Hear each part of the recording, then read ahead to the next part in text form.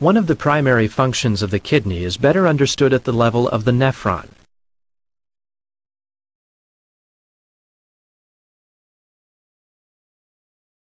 In forming urine, the nephron functions to remove metabolic wastes from blood while regulating the volume and composition of body fluids. Urine formation begins in the renal corpuscle, where blood passing through the glomerulus is filtered.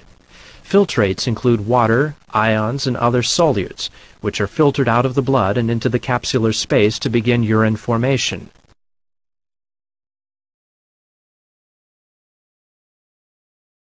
Urine passes into the proximal convoluted tubule, then into the nephron loop. The nephron concentrates urine by the process of the countercurrent multiplication system.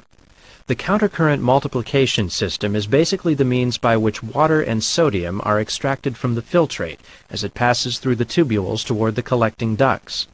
This system is called countercurrent because of the dynamics set up by the hairpin turn of the loop of Henle. The direction of flow in the descending limb of the loop is opposite from the direction of flow in the ascending limb. By flowing in opposite directions in such close proximity, a unique interaction occurs.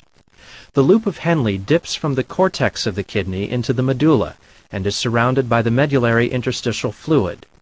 The countercurrent multiplication system is responsible for not only elevating the concentration of urine in the loop, but more importantly, it elevates the concentration of the interstitial fluid as well. To explain the countercurrent multiplication system, we must first imagine the loop filled with a stationary column of glomerular fluid, which includes water, salt, and urea.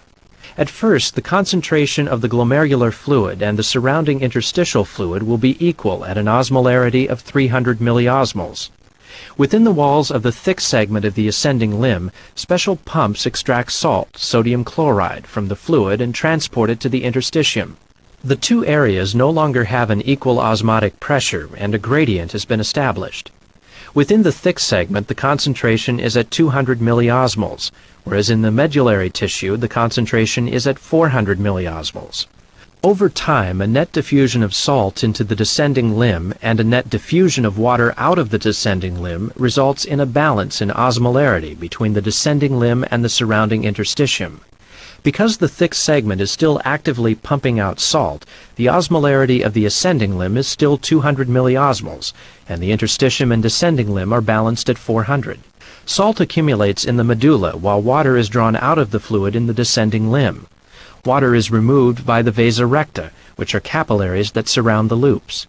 In real life, operation of this gradient occurs while the fluid is flowing.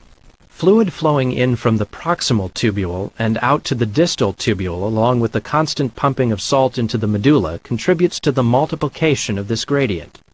As fluid follows the path of the loop, an increasing amount of water is extracted as it reaches the bottom, and an increasing amount of salt is pumped out as the fluid reaches the top. The more salt pumped out, the higher the concentration in the medulla. The higher the concentration in the medulla, the more water is extracted.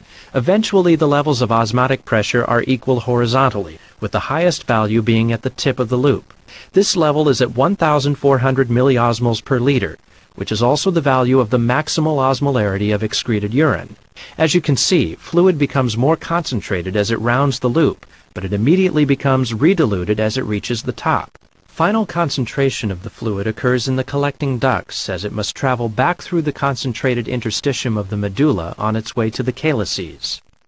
Urine is concentrated even further in the collecting ducts. The collecting duct must transport urine back through the concentration gradient formed by the nephron loop. The walls of the collecting duct are permeable to water, but not to salt. Therefore, an increasing amount of water is drawn out by osmosis as the fluid travels through the gradient. The gradient provides the force for the concentration of urine, but the rate is determined by the amount of antidiuretic hormone, ADH, in the blood. An increase in ADH in the blood causes the collecting ducts to become more permeable to water. Less urine is secreted and it is more concentrated. A decrease in ADH results in a decrease in water removed, thus a larger volume of more dilute urine is excreted.